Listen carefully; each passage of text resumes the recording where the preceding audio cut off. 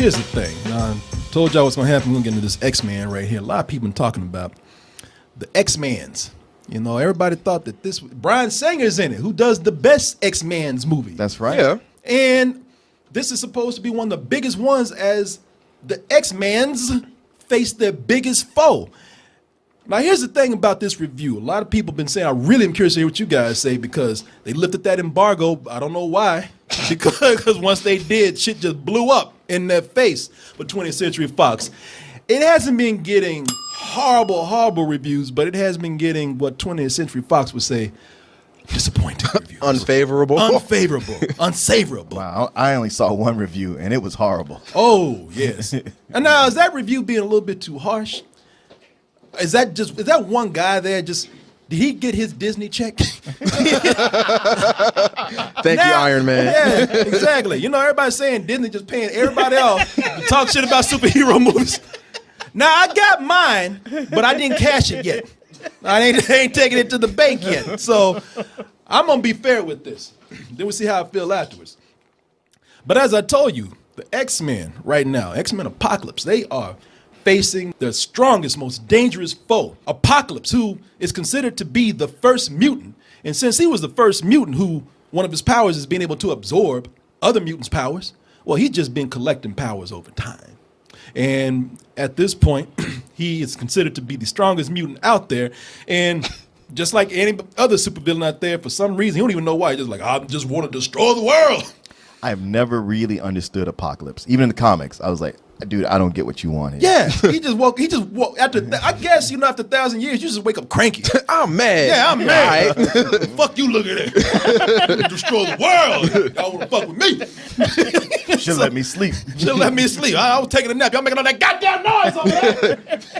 The reason I call him Apocalypse is because he gets 4 mutants that he gives his best powers to, and his 4 horsemen. His 4 horsemen of the apocalypse. And he goes in and decides to create a new world by destroying the old one. The only people that can stop him are the X-Men that are left to oppose him.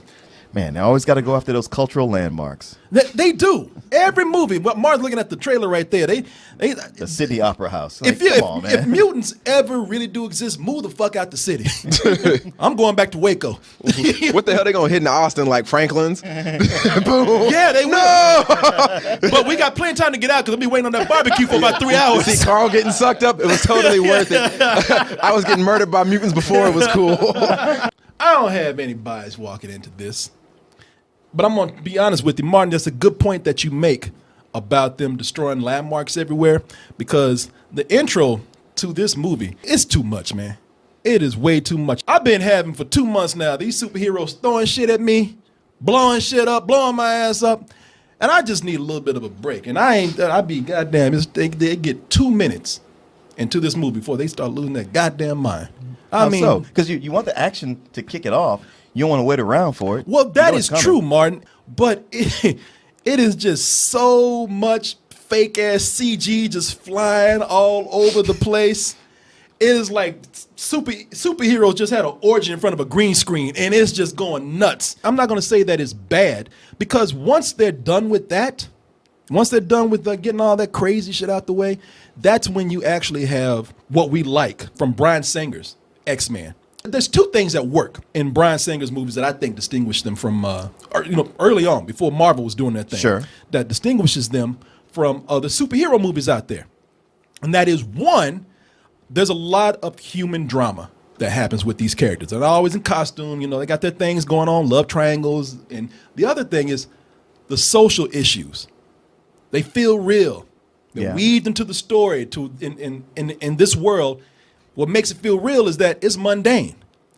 Mutants are being taught like a history lesson, like the Civil Rights March or anything else. Sure. Just like real life, kids don't give a fuck. Seen it, done it. And it's also, and they do little touches in the beginning where they're introducing new things. They're introducing new characters, a new younger cast. And they're also even making comments about movies that do stupid shit. The thing that I applauded them for doing this. Like when we watch a movie about high school students and they always got that big son of a bitch who's 30 years old, right? And he's supposed to be there. Yeah. X-Man said, I got you on that. I seen it. Their lives were saved by a young mutant who stopped him. Now, Lyncher escaped and became the world's most wanted fugitive. And as for her, she disappeared as well. But she has become the symbol of a new age, the face of a world that will never be the same. You looking at my girl? Again.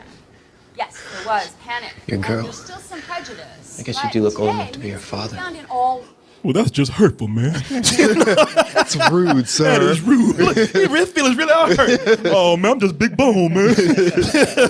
It's cool what they do there because that serves as a way, as I said, to introduce some of the younger cast that we have, like Ty Sheridan as Cyclops. You know, they're doing a lot in one scene, in one segment that you don't. That a lot of movies kind of like take their time with. God damn! I told you I'm trying to take a shit. I bet he won't do that no more. I bet he won't either. Knocking on that door. Look at it. I said occupied. Oh, fuck. All right. So you had the Mexican option. Oh, but you know, it's not. You got people like Sophie Turner in the movie, who's the new Jean Grey. These kids are coming in. They're taking the roles. It's passed down to them, and they're doing them great service. Michael Fassbender, the movie introduces him where he's just a lowly factory worker, steel worker, just trying to do his job. You know, he just wants to be there every man. He's finally settled his ass down. Not trying to destroy the world out there. Getting Yeah, but it's Magneto. How long does that last? He's of He course like, tick, tick, tick, tick, tick, and he's bad again. of course, and I'm on. You know what? I'm on. You know, here's the thing. Like that review that I shouldn't have been reading, even though it said spoil at the top, I was just like, and he right away tells what happens. I was like, oh. There are things here and there that just don't feel right, and they're interspersed throughout the film, and you're kind of forgiving them because some of the things that you see that don't feel right, they're bigger. They're in a bigger context. Where it's cool. Jennifer Lawrence comes in. And you look at her and it's just like, baby, I just don't feel like your heart's like this no more. Sure. She's in a bigger scene. That's actually kind of badass. She's in Russia trying to free Nightcrawler, a character that everybody wants to see get done right. Yeah. Played by Cody Smith McPhee. They feel like, oh, this is the Nightcrawler that I want. And they're putting him in the middle of a badass death cage match with another mutant angel. And when you watch that, okay, it's like, all right, you know what? Well, Jennifer Lawrence, she'll wake up in a little bit. You know, I'm distracted by this right here anyway.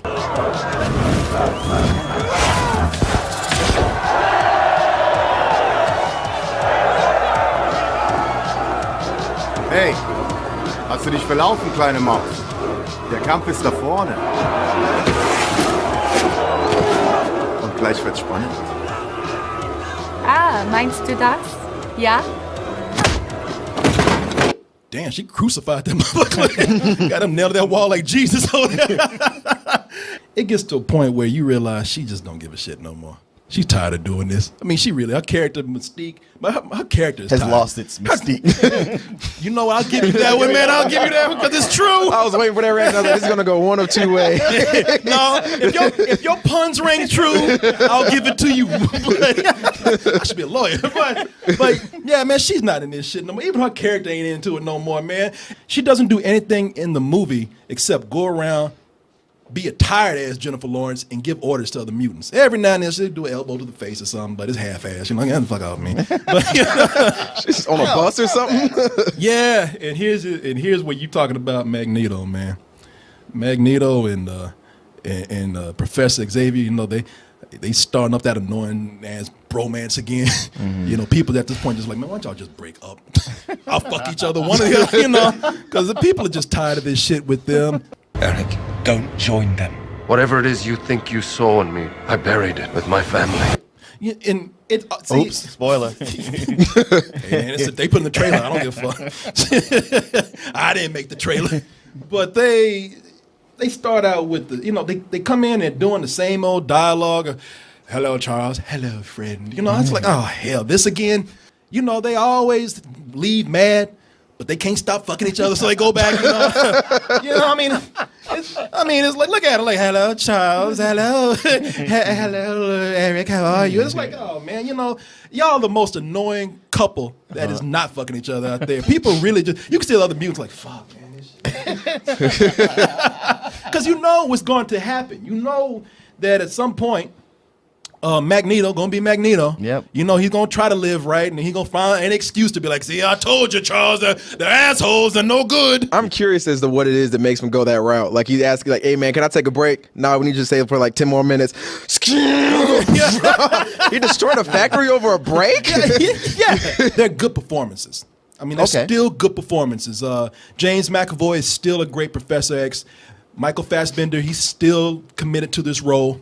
You know, he ain't pulling Jennifer Lawrence. He's still taking it seriously. The thing that ruins it, though, is that it turns into major melodrama. Yeah, well, that's the thing with Apocalypse. He's always about, you know, I am the first mutant and I want to destroy all the other humans. But I'm talking about before that. I mean, at least he's playing the role of a supervillain. You know, this guy been doing this shit. At least Apocalypse is new. Magneto has a very heartbreaking scene in the movie. Sure. It's you know, you watch it and you're sucked into it. You're about to let that tear drop, and then he had to open up his mouth.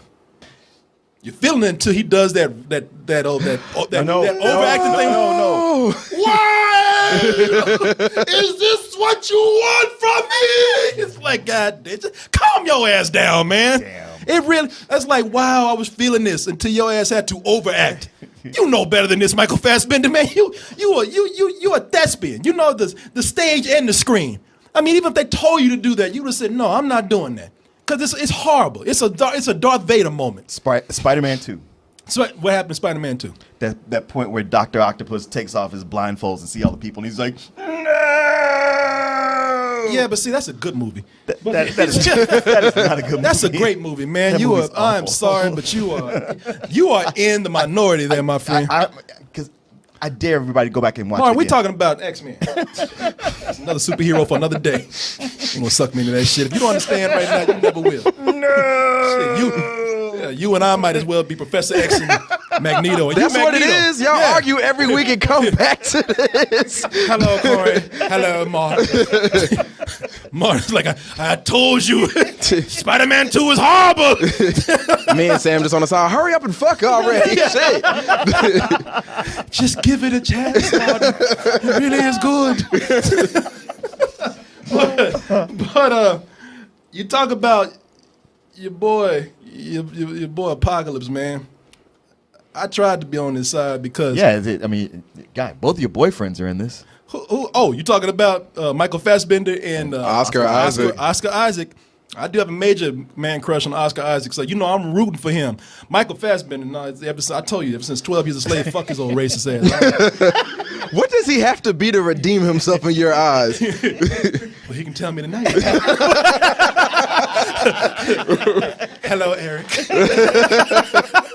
It's an interesting concept. You know, this whole thing of him being the first mutant, the way they blend that into history and religion, I thought initially that was kind of smart. These describe a specific set of powers, greater than any man could possess. An all-powerful mutant. Exactly. And wherever this being was, he always had 4 principal followers, disciples, protectors he would imbue with powers. Like the 4 horsemen of the apocalypse. You got that one from the Bible. Or the Bible got it from him. I don't know anything about Apocalypse from the comics because I never read those comics, but here you really do want him to sit his ass down and shut up. He's got 2 modes going through this movie. It's either whispering, hello, my child, or just screaming his ass off about nothing. And what gets me is like, whenever he starts yelling, they always halfway through got to bring in that auto-tune. Everything they've built will fall! And from the ashes of their woe, we'll build a better one! Oh, sit your ass down. Who are you talking to? Yeah, who the fuck you talking to? And they do that every time. I'm sorry, I'm deaf. Another story. Signing this shit real dramatically. I'm on a boat. Somebody across the street, shut up!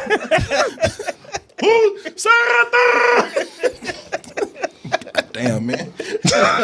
But there's nothing to him more than that. I mean, it's a very shallow character. Want to destroy the world. I'm going to scream it out to everybody, and then at some point I'm going to get my ass whooped. You know, that's what happened. Damn. What happened? What happens is all these superheroes talking all that shit. But the other thing that really got me with this is I know people making jokes, and I said I wasn't going to do this because I thought it was kind of cheap at the time when they were calling your boy Ivan Ooze. Oh yeah. But this really does look like some shit off of Power Rangers, man. I mean, I can't believe the makeup job they did with this, where when they do all these close up, it is straight up rubber. They should have just made him CG. I know it would have been like it may have looked bad to stare at for that whole time, but them going this route was a complete fuck up. You are correct. You haven't even seen it, but you can see that right there. Oh yeah. The biggest thing that is wrong with this movie is that it just loses its fucking mind near the end. It's nothing but they just took a whole bucket of CG and just threw that shit at the screen. And some people might like it. To me, it was exhausting to watch that. It overwhelms the story, it overwhelms the emotions, it overwhelms the characters that you see in there. It is going fucking apeshit crazy near the end, man. You can tell that it's just a case of the studio coming in and having a bigger hand in this.